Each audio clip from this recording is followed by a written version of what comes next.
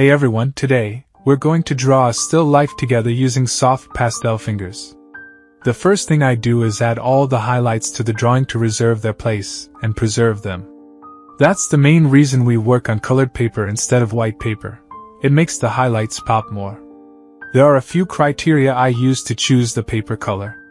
The first is the color of the drawing itself, so you can choose a color that's present in the drawing and incorporate it into the artwork. The second criterion is to choose a contrasting color for the paper, meaning if the drawing is orange, the paper should be blue, or if the drawing is red, the paper should be green. This color contrast makes both colors stand out. The third criterion is to choose a neutral shade from the gray tones. Here, I chose a color opposite to the drawing color to highlight the colors. The next step is to start with the light shades one by one, placing colors next to each other. The style I'll use in this drawing will be a blend of realism and abstract, aiming for a mixed approach. I avoid the light areas because they tend to get covered with color over time, so I reinforce them continuously. The most important thing we focus on is the tones of the drawing rather than the colors, as the tones are what give the drawing depth.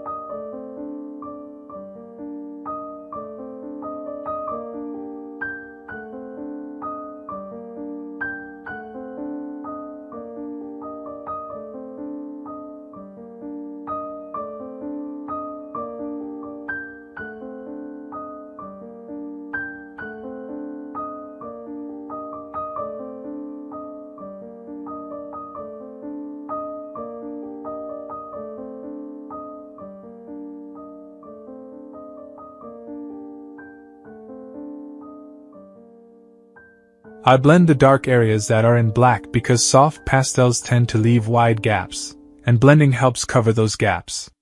I prefer to work from light to dark rather than the opposite, but there's no problem doing it the other way. It's just a matter of preference. It's best to work on a stand at a 45-degree angle, as soft pastel is a chalky medium, so it creates powder when it comes into contact with the paper. Having it on a stand lets you easily brush off excess powder without smudging everything together. It's also ideal to work from top to bottom and left to right, depending on whether you're right or left-handed.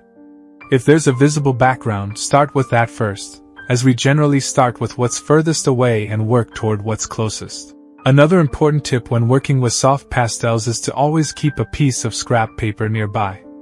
This can be used to test your colors, check the pressure you need to apply, and even try blending techniques before applying them to your actual artwork.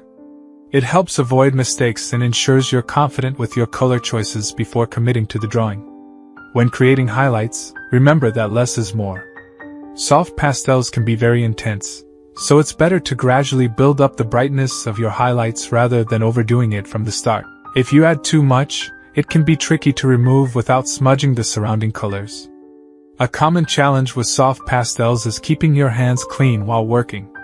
Smudging is easy to do accidentally, so consider using a paper towel or a small piece of cloth to rest your hand on while you work. This protects both the paper and the artwork from unintended marks. It's also a good idea to work from the top of the paper to the bottom to avoid smudging your own work as you go. Alternatively, some artists like to work from the background to the foreground, ensuring that all the foundational elements are complete before moving on to the finer details. Finally, be mindful of your light source when drawing portraits. It's essential to consistently track where the light is coming from to keep shadows and highlights accurate. If the light changes, your tones can lose coherence.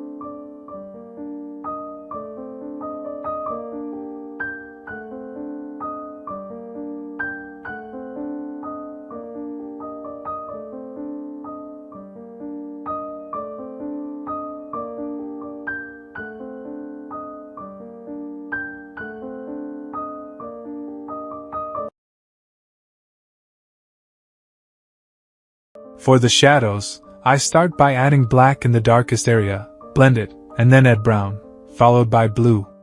Why blue or purple? These colors work well in shadows, especially with warm lighting like sunlight. I sometimes put the dark color first so that when I add the lighter color, it picks up some of the color underneath and blends smoothly. When using soft pastels, layering is a key technique to create depth and richness in your artwork. Start with the lighter tones as a base layer, and gradually add darker shades on top. This helps build a realistic sense of volume, especially in skin tones or fabric textures. Be careful not to overlayer though, as too much pigment can make it hard to blend or cause the paper to lose its grip on the pastels. It's also helpful to know that the texture of the paper, known as tooth, plays a big role in how the pastels behave. Rougher paper grips more pastel pigment, which is great for building rich, textured layers. Smoother paper can give a more delicate, refined finish, but might require more careful handling as the pastels might not stick as well. Choose your paper according to the level of detail and texture you want to achieve in your piece. Soft pastels tend to create a lot of dust, so make sure to frequently tap or blow away excess dust rather than brushing it with your hand, as brushing can smudge your work. You can also tilt your paper slightly to let the dust fall away from the artwork. Some artists even keep a soft brush on hand just for gently removing dust without disturbing the surface. When it comes to finishing touches, don't forget to add a light spray of fixative between layers, especially when you're done. This will help to protect your drawing and reduce smudging. However, be cautious with how much you spray, as too much fixative can darken the colors and reduce the vibrancy of your pastels.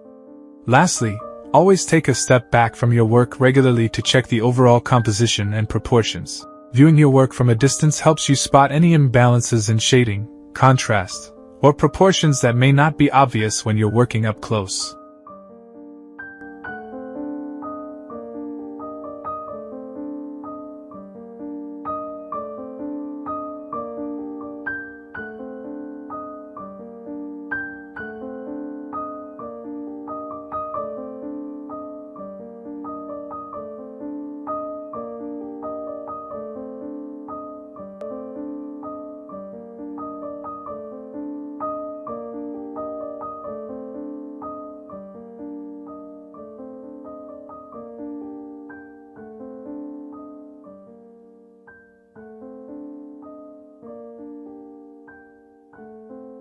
I hope you learned something from today's lesson. If you have any questions, I'd be happy to answer them in the comments. And don't forget to subscribe to the channel. Bye.